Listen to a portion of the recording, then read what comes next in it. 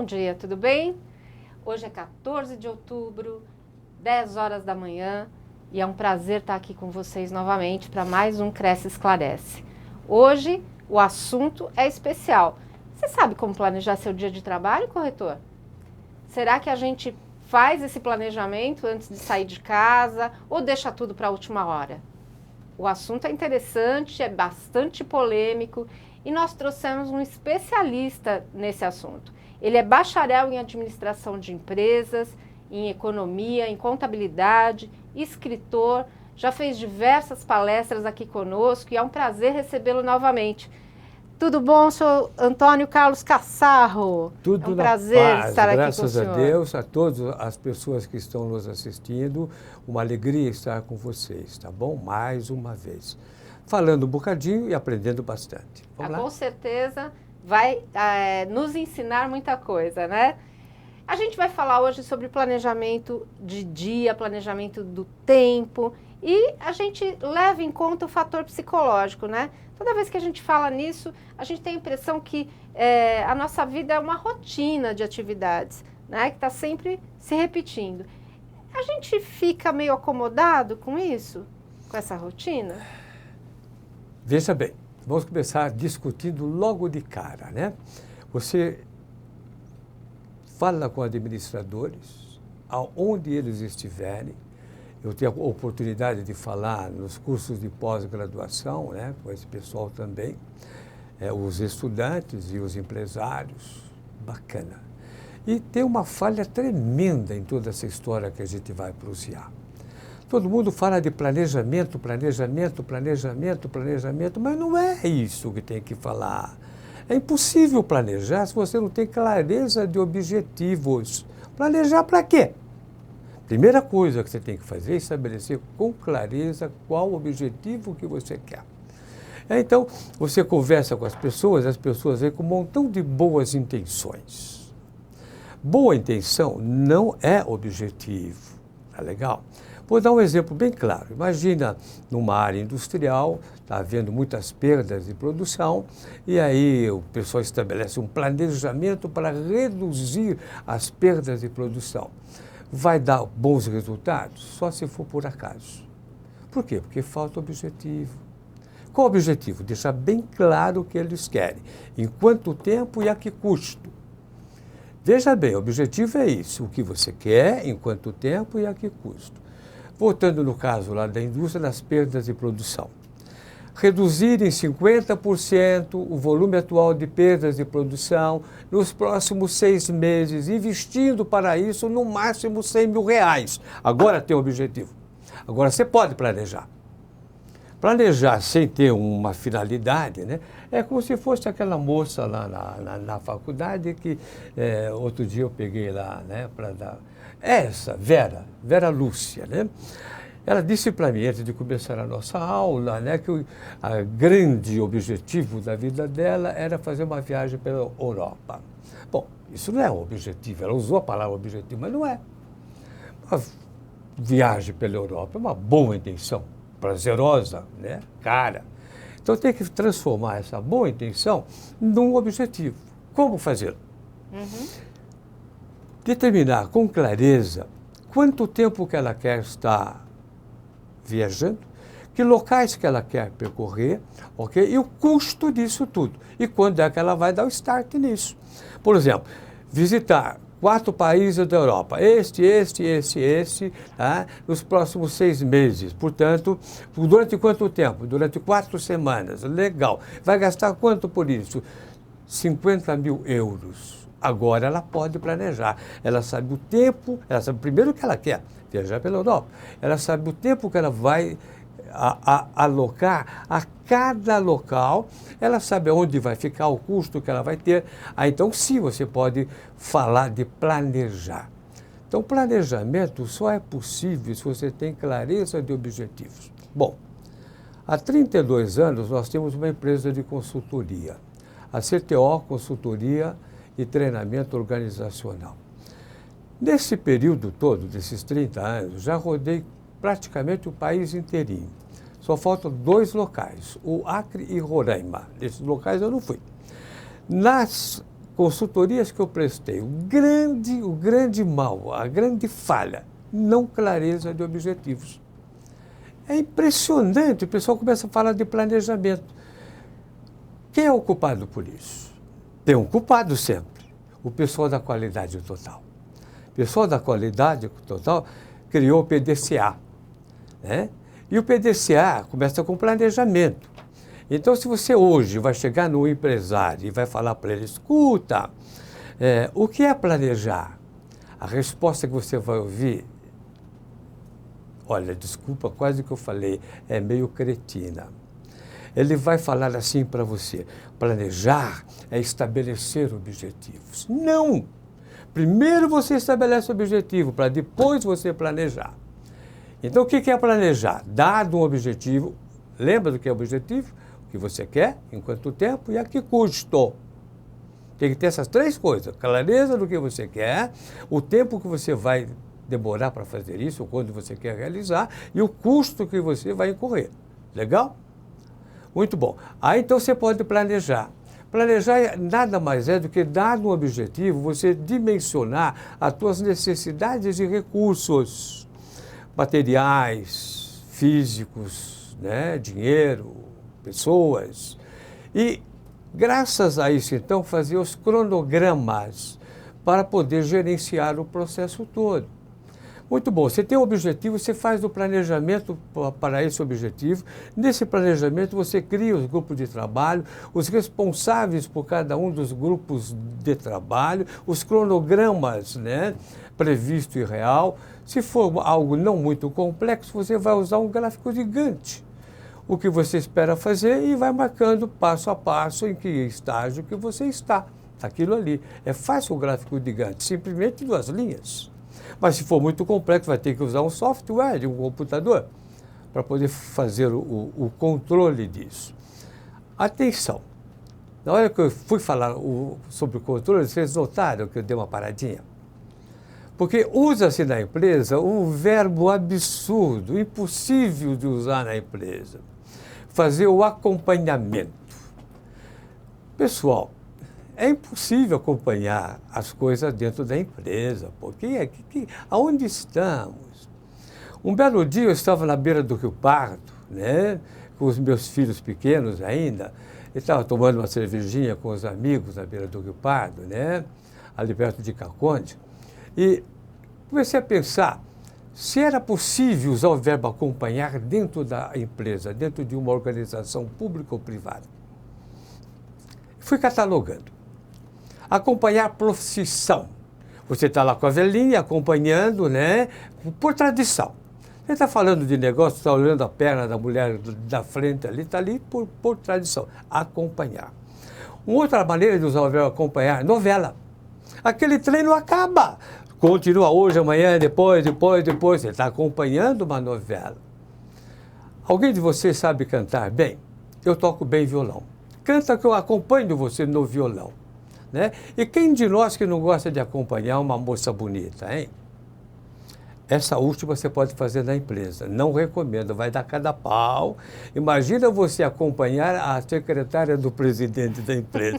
Não é uma boa. Então, por favor, verbo acompanhar não dá para usar dentro de uma organização empresarial, pública ou privada. Ou você controla ou está se enganando. Tá legal? Então, veja, nós paramos no planejamento, lembra? Aí, então, tem uma função espetacular, que é organizar.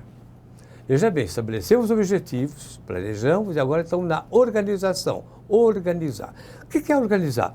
Botar ordem nas coisas.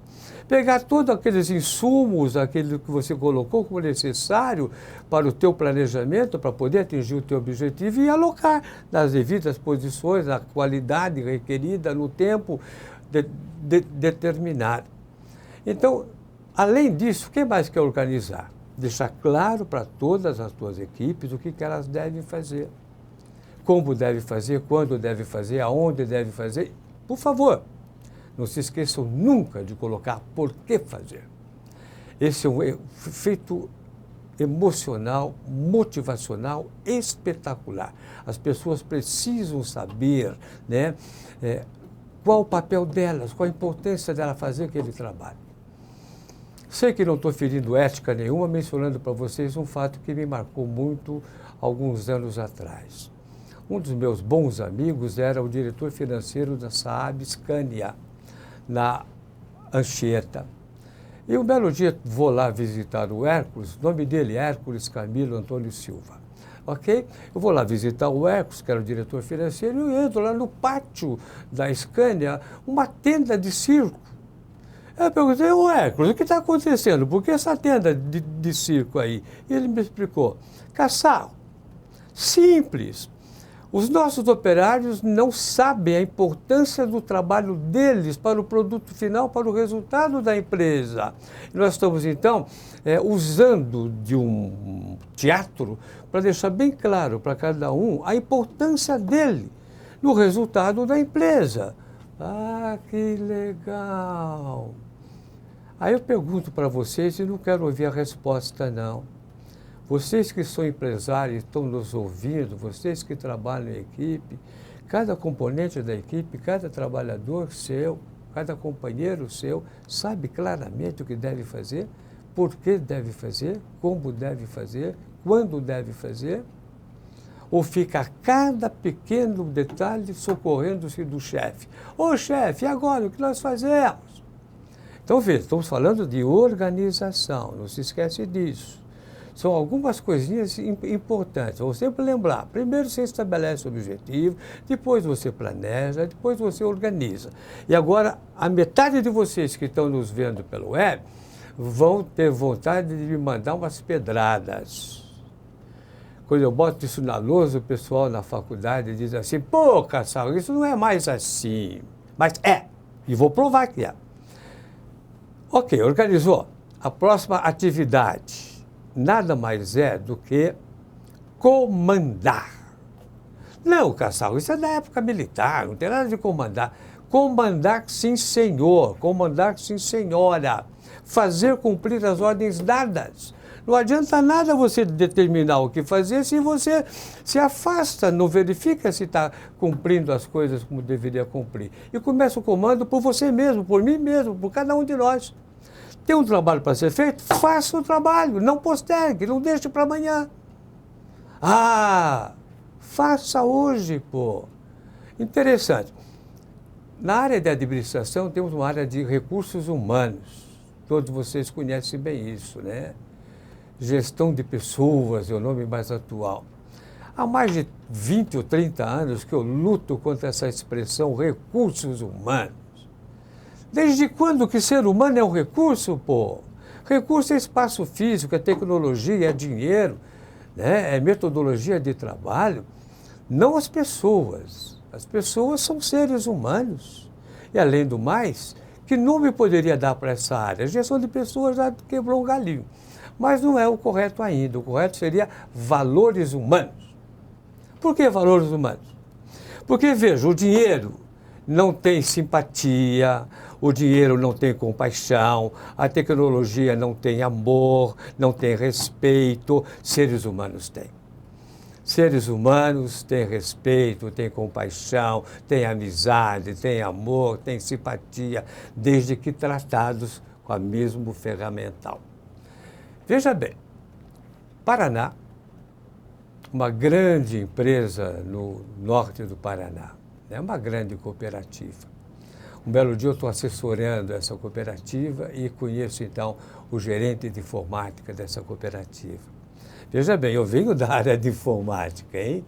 Eu comecei lá com os mainframes IBM, né? Fui programador, fui analista de aplicação, fui gerente de informática do Grupo Abril, do Grupo Silvio Santos, do Grupo Bung, né? Então, na época eu estava trabalhando com a Pricewaterhouse, legal? Então eu fui até lá e encontrei um gerente de informática, né? Que vinha todo dia para o trabalho, entrava, subia, ia para o computador e ficava lá com o seu notebook. Nem a secretária ele cumprimentava. Nem a secretária dele, cáspite. Como é que pode um trem desse? Então, por gentileza, sou conselheiro do Conselho Regional de Administração de São Paulo. Sou professor de pós-graduação da FAAP, desde 91. Meus amigos, Eu sempre pergunto, seus professores nas faculdades, principalmente quem fez ou está fazendo curso de administração, chegou para vocês e disse assim, olha pessoal, não existe empresa nenhuma. Não existe Banco do Brasil, não existe Santander, não existe Itaú, não existe o CLES, não existe o CRA. Não existe empresa nenhuma, pública ou privada. As empresas são formadas por pessoas, nós nos reunimos e resolvemos fundar uma empresa, escolhemos entre nós o presidente, o diretor A, o diretor B, vamos na praça procurar entre os nossos colegas o pessoal para acabar de completar o nosso quadro, não é verdade? Então veja, as empresas são pessoas, é fácil provar isso. Eu normalmente escolho um dos meus alunos e falo, você tem conta em banco? Tem. Que banco? Por hipótese qualquer, Banco Itaú. Eu falo, olha, aparece no teu extrato um débito volumoso que você não fez, R$45 mil. Você vai reclamar com o banco? Ah, claro que vou. Aí eu digo para eles, assim, para a classe toda, então nesse dia, meu amigo, todos os defuntos de todo o cemitério vão ressuscitar. Você vai naquela agência que você tem conta falar com o Roberto, que é o teu gerente da tua conta, olho no olho, pessoa a pessoa, esclarecer o problema com ele. Entendeu agora? As empresas são seres humanos. Professor, nós temos uma pergunta aqui da Joana de Jundiaí, nossa espectadora. Ela diz o seguinte, na imobiliária que ela está, as pessoas sempre aguardam as informações dos coordenadores, mas eles não passam todas as informações e justificam a causa na logística. Para muitos funciona, é assim mesmo? Veja bem, Joana, há tempos atrás você via um fato terrível acontecendo nas empresas. Os vendedores não tinham conhecimento dos custos dos produtos, não tinham conhecimento de que desconto que eles poderiam dar para não perder uma venda que está quase fechada. As informações eram tidas e mantidas pelos supervisores, pelos gerentes, e as pessoas que têm que realizar o trabalho não possuíam essas informações. Ainda hoje, na tua imobiliária, deve estar acontecendo algo semelhante. Ou seja, a pessoa pensa que ter informação na mão é poder. Não é poder. Desculpa, é ignorância. Você tem que dar para as pessoas que vão executar o trabalho todas as informações necessárias para que elas cumpram com os seus deveres e as suas obrigações. Ficou bem claro isso? Não é fácil você mudar a cabeça dessas pessoas, não, mas precisa mudar. Se eu sou um corretor, se eu estou na praça, né, e estou lá no estande de vendas, chega alguém, eu tenho que ver que margem que eu posso negociar. O preço que está é preço A, mas ele me diz, olha, você pode fazer um desconto de 10%. Aí eu olho ali, a 10% eu posso, o chefe já me disse que eu posso. Mas o cara me disse, 12% você pode fazer? Ah, eu não posso fazer, não estou autorizado a fazer. Cáspite. Tem que ser mais aberto esse jogo, né? Afinal de contas, é uma equipe de trabalho coesa, remando o barco para o mesmo destino. E o destino do barco é um só. Se houver bom entrosamento das pessoas, o sucesso. Muito obrigado pela tua pergunta. E a chamada zona de conforto? As pessoas que já estão acomodadas, isso é falta de planejamento? Eu até hoje não encontrei uma zona de conforto. Se alguém por acaso conhece alguma, please, help me, me ajude, tá? Eu estava conversando aqui, logo antes de nós começarmos, eu comecei a trabalhar bem cedo, comecei a trabalhar com 7 anos de idade, lá em Poços de Caldas com aquelas charetinhas de bode, né? E aqui em São Paulo com carteira assinada aos 12 anos de idade, eu já estava aqui em São Paulo com carteira assinada. Até nós comentávamos isso entre nós dois aqui, né? Naquela época podia-se trabalhar com 12 anos, hoje não se pode mais. Pode matar, roubar, traficar, estuprar, não é? Ok? Mas veja, acho que nós estamos caminhando para trás nesse ponto, não é verdade? O corretor que sai de casa com destino plantão de vendas e ele não fez nenhum planejamento, ele não sabe o que ele vai fazer. Qual é o prejuízo que isso pode acarretar para ele? Olha, se ele sair de casa sem saber nem para onde ele vai, seguramente ele vai ser atropelado no meio do caminho ou vai bater o carro dele no meio do caminho. Não, você não pode viver sem estabelecer com clareza objetivos. Agora, me permitam ser sincero com vocês, muito sincero com vocês. E me emociona muito quando eu falo disso, viu? Então, peço desculpas pela minha emoção. Há mais de 40 anos, eu tenho o hábito, todo dia 1º de janeiro de cada ano, eu sento de um lado da mesa, a esposa do outro lado da mesa, lápis e papel mesmo. E cada um coloca no papel o objetivo ou os objetivos que tem para aquele ano que está começando. Aquela maneira que nós falamos, o que queremos, em quanto tempo e a que custo. Depois que terminou eu e ela de fazer, vamos sentar agora, vamos ver o que é o objetivo da família, o que é o objetivo teu, o que é o objetivo meu. Por exemplo, o objetivo da família, pintar a casa. Isso é uma boa intenção. Qual é o objetivo? Pintar a casa até o mês de setembro, gastando no máximo R$10.000. Aí estamos no objetivo de novo. O que você quer, em quanto tempo e a que custo. Muito bom. E um belo ano, nós colocamos lá os objetivos nossos de irmos fazer uma viagem pela Europa.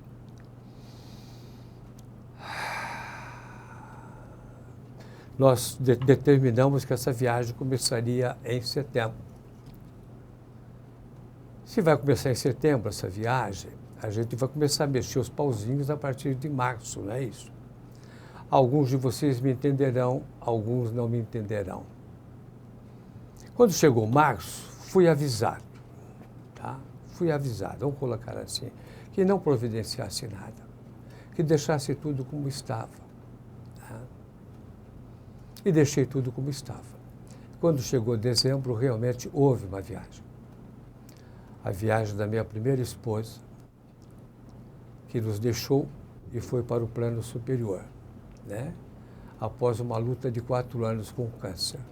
Então, eu sou obrigado a reconhecer que nem tudo que você coloca no papel você vai realizar. Mas coloca no papel, cria objetivo. Não é por causa disso que eu deixei de ter essa atividade todos os anos depois. E todas as consultorias, eu sento com os diretores da empresa, com os gerentes da empresa e, meu amigo, quais são os objetivos que você tem? Nenhum. Então, vamos, por favor, estabelecer objetivos. Né? O que faz a tua área? Faz isso, isso, isso, para isso aqui. Que objetivo que você vai determinar para daqui a 6 meses? Diz para mim qual o objetivo. Vamos escrever esse objetivo. Vamos dimensionar prazo para cumprir esse objetivo. Vai começar quando? Vai terminar quando? Quanto é que você pretende gastar com isso? Isso é fundamental. Temos aqui um questionamento do Paulo, de Bauru. Muito obrigada pela sua participação, Paulo. Ele diz o seguinte, parece que ele está com uma situação problemática.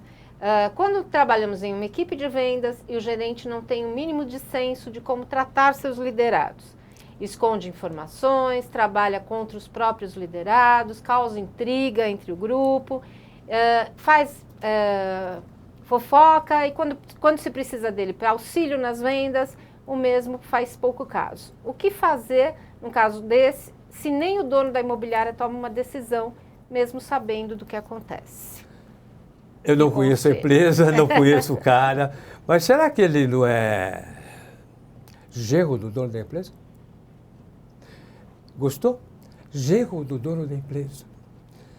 Um belo dia estava em Porto Alegre, estava fazendo uma auditoria no estaleiro lá em Porto Alegre. E aí então o sócio da Price de Porto Alegre me chamou. Caçarro, eu vou ter uma reunião aí com a empresa RBS, Rede Brasil Sul de Comunicação, né, com o senhor Zadrozny, né, e ele vai querer discutir os organogramas das várias empresas dele. Você entende disso? Eu não entendo. Vai lá comigo e tal. Então eu conheci o Zadrozny, o fundador do grupo lá em Porto Alegre, né? E ele me mostrou então os organogramas das empresas dele e ele foi de uma clareza espetacular que eu nunca esqueci e eu uso isso muitas vezes nas aulas minhas, né? Pergunto aos meus alunos, vocês já viram algum organograma na vida de vocês? Ah, sim, já vimos, tal. E aí, graças aos seus ladrões, eu digo, eu nunca vi. O professor Adorno mostrou lá os organogramas, e do determinado organograma ele disse assim, Cassaro, não entendo isso aqui como um organograma. Essa pessoa que está aqui responsável pela área de compras não entende nada de compras, mas é meu genro, Cassaro. Entendeu bem? Então, o que você encontra por aí, infelizmente, são ajeitogramas e não organogramas. Pessoas que não têm a menor capacidade de estar ocupando um determinado cargo, mas ou foi indicada por um vereador, por um senador, por um deputado, ou é parente da família, né? Ou é algum caso que nem devemos comentar agora, né? Não é verdade? Ou seja, tem o rabo preso de alguma maneira. Se você puder, meu caro amigo, você já mostrou que é competente? Muda de empresa. Melhor saída, né, seu Cassaro? Com certeza. A Márcia Vieira de Santos diz o seguinte: como proceder se trabalhamos em uma grande imobiliária quando percebemos que o gerente não tem ética, não age com ética? Por exemplo, no plantão de vendas, atendemos um cliente e depois de um certo tempo descobrimos que o gerente mesmo negociou com o cliente diretamente. Difícil, né? Não é difícil não, mas muito mais comum do que ela está imaginando, infelizmente, né? Infelizmente isso é muito comum. Eu posso falar com bastante conhecimento de causa, embora eu não seja um corretor de imóveis, né? Convivo com o Cresce desde 2005, né? Com os diretores, com a equipe aqui toda, né? E tive a satisfação de um determinado período, né, a minha esposa e a minha filha Carla estarem como corretoras de imóveis, né, e fazendo plantões, tudo mais. Eu tive o conhecimento vivencial disso através da minha mulher e através da minha filha, né. Olha, o que você tem que fazer sempre é questionar o dono. Mas, Cassaro, se eu vou questionar o dono, ele me manda embora. Pode ser a melhor solução para você. Vai conseguir um outro trabalho numa outra imobiliária mais esclarecida, mais evoluída. E essa, aonde você está hoje, acredite você ou não, tenderá para o desaparecimento. A principal desculpa que a gente dá para não fazer um planejamento é a falta de tempo, né? O brasileiro, principalmente, está sempre dizendo que não tem tempo para isso, não tem tempo para aquilo. A gente, no dia a dia, a gente não encontra tempo nem para encontrar os amigos, né? Como é que a gente pode resolver isso? Como é que a gente pode corrigir esse defeito nosso? A falta de tempo é uma grande desculpa que a humanidade usa, né? Eu nem diria que é só o Brasil, eu diria que a humanidade usa. Você usa a falta de tempo para justificar o que você não quer fazer. Por exemplo, eu combino com alguém, olha, sábado vou te visitar lá na sua casa. E não vou. Aí na segunda-feira encontro com ele e fala, pô, meu amigo, olha, foi um dia trabalhado, não teve tempo para eu ir te visitar. Seja sincero, você não foi porque não quis, pô. Você sempre terá tempo suficiente para fazer aquilo que você quer fazer. Presta atenção de novo, você sempre vai encontrar tempo suficiente para fazer aquilo que você quer ou precisa fazer. Se é uma prova da justiça divina, é exatamente o tempo. Você já notou que o mendigo e o papa, tá? O ascensorista e o presidente da República têm 24 horas e alguns minutos todos os dias?